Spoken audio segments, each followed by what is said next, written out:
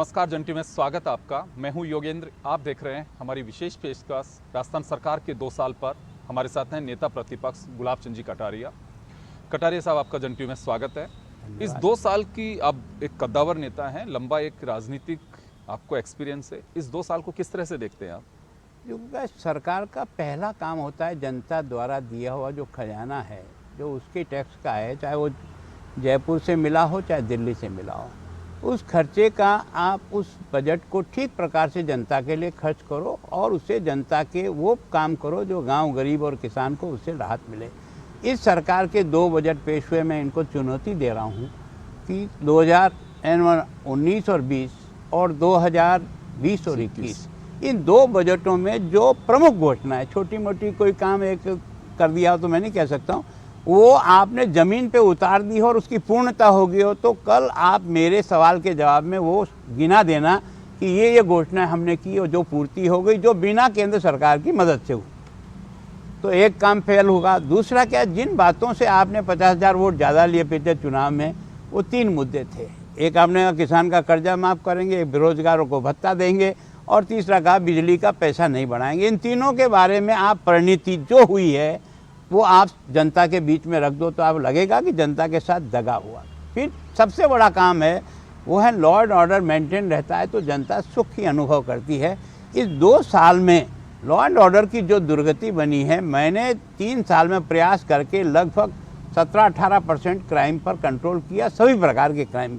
इस सरकार आने के बाद आईपीसी अपराध में 21% की बढ़ोतरी है ना, महिला अपराध में 45% की बढ़ोतरी है, शेड्यूल कास्ट में 60% और शेड्यूल ट्राइब में 85% क्राइम बढ़ा है। तो सरकार का नापतोल करने की एक दूसरी जो पैरामीटर है वो ये पैरामीटर। फिर आपने संविदा को कहा कि हम सबको नौकरी लगा देंगे, 2 साल हो गया, संविदा में पड़ा हुआ है। फिर आपने कहा हम 1 लाख की भर्ती करेंगे। राम धर्म से बता दो, जो आपने घोषणा की उस 1 लाख में से कितने लोगों को आपने इंटरव्यू करके आज की तारीख में नौकरी पे चढ़ा दिया। कुछ नौकरियां जो हमारे टाइम पे निकली हुई थी, जो प्रोसेस में चल रही थी, जिसमें परीक्षा हो चुकी थी, उनमें कुछ लोगों को जरूर आपने लगाया होगा, लेकिन आपके द्वारा घोषित कितने आपने नौकरी लगा दी, तो उस दृष्टि से भी कुछ भी नहीं है। तो सामान्यतः जो प्रशासनिक ढांचा है उससे जनता को तो छोड़ दो यार, तुम्हारे जनप्रतिनिधियों को ईमानदारी से सौगंध करा के पूछ लो कि आज जो प्रशासनिक ढांचा है वो किसी जनप्रतिनिधि, किसी जनता को गांठता है क्या जी। और भ्रष्टाचार जिस सीमा से बढ़ा है, मैं सोचता हूँ इसके लिए तो एसीबी को धन्यवाद देता हूँ मैं कि उसने बहुत हिम्मत से इस काम को कर रहे हैं। और मैं राजस्थान के एसीबी की तारीफ करता हूँ कि उन्होंने ऐसे संगीन केस पकड़े और इस रेती माफिया ने तो संपूर्ण राजस्थान को कालिक पोत दी है। मैं सोचता हूँ इतना। लेकिन गहलोत साहब का भी कहना है, उनके सभी मंत्रियों का कहना है कि पहले साल में हमने बहुत अच्छा काम किया, दूसरे साल में एक तो कोविड और दूसरा केंद्र ने सरकार को अस्थिर किया, उसकी वजह से काफ़ी काम सफर हुआ है। हमें जो पैसा मिलना चाहिए तो पैसा नहीं मिल पाया। मैं सोचता हूँ केंद्र से जो पैसा मिलता है वो सभी राज्यों को मिलता है या केवल राजस्थान को मिलता है? अगर सभी राज्यों में दूसरों को मिला हो और आपका कटा हो तो बता दो। कोविड का असर आपके ऊपर ही है या सारे हिंदुस्तान के ऊपर है और केंद्र पर भी है? और उसके बाद भी जो शेयर आपको मिलना चाहिए मिला। मैंने विधानसभा में आपके बजट भाषण पे कहा, लेकिन आप बजट भाषण का जवाब तो देते नहीं, भाषण करके निकल जाते हो। मैंने आपको कहा था कि आपके शेयर से जितना पहले आपको पैसा मिलता था उससे भी ज़्यादा पैसे का शेयर आपको मिला है। ये मैंने आंकड़ों से सिद्ध करके बता दिया कि आपने जो जिस प्रकार से वहाँ से शेयर मिलना था वो सब शेयर मिला है। मैं सोचता हूँ कि इस राजस्थान को एक बात का बहुत दुख है कि भामाशाह कार्ड के कारण से गरीब का 3 लाख का इलाज फ्री हो जाता था। न तो भामाशाह को आपने रखा और न केंद्र का आयुष्मान योजना को आपको लिया। तो गरीब आदमी जो बीमारी के कारण से पिटता है उसको जो फ्री में इलाज 3 लाख का मिलता था, अब केंद्र ने 5 लाख का कर दिया, उसमें भी आप शेयर नहीं होते। केंद्र की जिन स्कीमों का पैसा आता है आपको अपना शेयर मिलाना पड़ता है, वो शेयर आप नहीं मिला पा रहे हो, इसके कारण से काम इसको लेकर लेकिन ये कहना है सरकार का कि जो परसेंटेज ऑफ रेशो है वो बढ़ा दिया गया। पहले जो था वो उसमें गैप आ गया, बराबर की भागीदारी की स्कीम्स आ गई हैं। पहले 10%, 90%, किसी में 20%, 80% का रेशो था।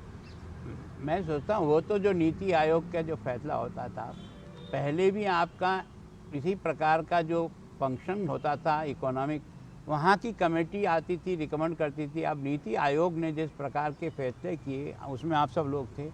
जीएसटी के बारे में जहाँ कहते हो कि आप सब लोग उस मीटिंग में हो, आपने जितने अमेंडमेंट कहे वो सर्वसम्मति से सारे अमेंडमेंट हुए हैं, आप स्वयं उसमें शरीक हो। मनमोहन सिंह जी जीएसटी चिल्लाते थे, और जब हमने जीएसटी किया और उसके कारण से केंद्र का जो कलेक्शन है, पहले इतना कहीं नहीं होता था, कोविड को छोड़ दीजिए, बाकी हर महीना 1 लाख करोड़ से भी अधिक का कलेक्शन हर महीने होता है।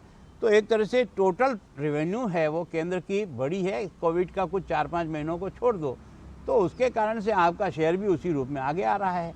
तो मैं सोचता हूँ जो नीति आयोग में जिसमें इन सब लोगों के कहने के अनुसार पैसा आपको मिल रहा है, जब बाकी राज्य उठा करके अपनी तरक्की कर रहे हैं तो आप अपनी तरफ से कुछ करते ही नहीं हो, तो उसका तो इलाज किसके पास है? 2-3 चीज़ें हैं सर, हर गवर्नमेंट के टाइम पे रहती हैं, और प्रतिपक्ष में जब पार्टियां होती हैं तो मुद्दे भी होते हैं। बेरोजगारी, लॉ एंड ऑर्डर, एक महिलाओं से जुड़ी जो स्थितियां होती हैं वो, ये हर सरकार में वही हैं, और आंकड़ों में हर गवर्नमेंट ये कहती है कि हमने बेहतर काम किया है। मैं आपको बताऊं कि मैं अभिमान नहीं करता हूं, पर क्योंकि मैं निरंतर मॉनिटरिंग करता था, हर महीने में पीएचक्यू में जाके बैठता था, एक एक थाने का रिव्यू करता था, नीचे ठेठ जिले तक जाकर के करता था, जनप्रतिनिधियों के साथ बैठता था, कांग्रेस बीजेपी, और निरंतर मॉनिटरिंग के कारण से अपराधों में ग्राफ में घटा है। कह सकते हैं कि हम दर्ज नहीं करते थे, क्या कोई बलात्कार दर्ज नहीं करेगा, क्या कोई मर्डर दर्ज नहीं करेगा? इस प्रकार के संगीन अपराधों के भी आंकड़े मिलाओ ना। आप छोटे अपराधों के बारे में कमी ज़्यादा हो सकती है, मैं सोचता हूँ कहीं हो सकता है, लेकिन संगीन अपराध को न मैं सरकार में बचा सकता न वो बचा सकते थे। तो आप इस बात को स्वीकार करो कि आपके पास किसी के पास समय नहीं है, क्योंकि मुख्यमंत्री स्वयं गृह मंत्री हैं। मैं निरंतर उनको कह रहा हूँ कि सपोर्टिंग में एक मंत्री रखो जो कम से कम ये डे टू डे के पब्लिक को हियरिंग करे, पब्लिक की तकलीफ। कई बार पब्लिक आकर के ऐसी ऐसी चीज़ें बता देती जिससे मन ये कहता है कि वास्तव में इसके साथ अन्याय हुआ है। वो किसका मतदाता है ये आवश्यक नहीं है, पर इस प्रकार का जघन्य अपराध करने वालों को खिलाफ कार्रवाई मांगता है और होनी चाहिए, वो इस समय नहीं है। आप लंबे समय से सर राजनीति में हैं, और बहुत कई सरकारें भी देखी आपने, सत्ता पक्ष प्रतिपक्ष।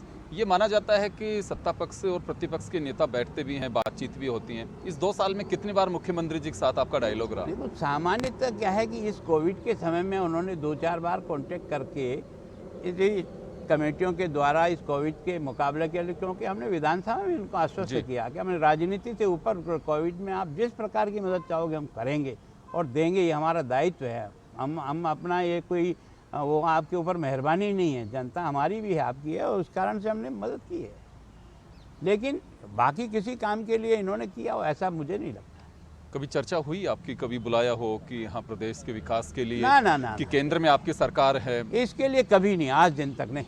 जी, हमने पूछा राजस्थान सरकार के एक मंत्री से कि गुलाब चंद जी कटारिया ने कहा कि आप लोग आरोप लगाते हैं कि 25 सांसद बीजेपी के हैं, उसके बावजूद भी विकास नहीं हो पा रहा, तो आप चलिए हम लोग भी चल सकते हैं, आपके मंत्रिमंडल के लोग भी चलें। तो उनका कहना था कि प्रधानमंत्री जी टाइम नहीं देते हैं, राष्ट्रपति टाइम नहीं देते हैं, तो मिलें किससे? ऐसा है कि वो उन्होंने सीधी बात की हो तो मेरे को ज़्यादा जानकारी नहीं, पर मेरे को आज दिन तक उन्होंने किसी काम के लिए न तो कहा और न बताया कि आप इसके बारे में कुछ करो या आप चलो या हमारे साथ चलो, तो ऐसा आज दिन तक तो नहीं कहा। कटारिया साहब, क्या लगता है आपको कि कुछ राजनीति में उसूल बदलने जाने चाहिए, क्योंकि ये पतन की ओर जा रही है अभी स्थितियाँ? देखो, उसका कारण ये है कि जब सरकार स्वयं स्थिर नहीं है तो उसका दिल और दिमाग तो सरकार को चलाना और किसी तरह से खींचना इस पर लगता है, तो बाकी चीज़ों पर सोचने का उसका काम बंद हो जाता है। ये जब से इनके आपसी, क्योंकि ये 36 का आंकड़ा आज से शुरू नहीं हुआ, जिस दिन ये कैबिनेट बन रही थी उस दिन जो नाटक दिल्ली में आपने और मुझे और राजस्थान की जनता ने देखा, तो ये 36 का आंकड़ा 36 का ही रह गया। इसको ये कोशिश करते तो ये 63 हो जाते, लेकिन वो इन्होंने नहीं किया। इसके कारण से वो अंदर ही अंदर से जो गुबार था वो फूट रहा था।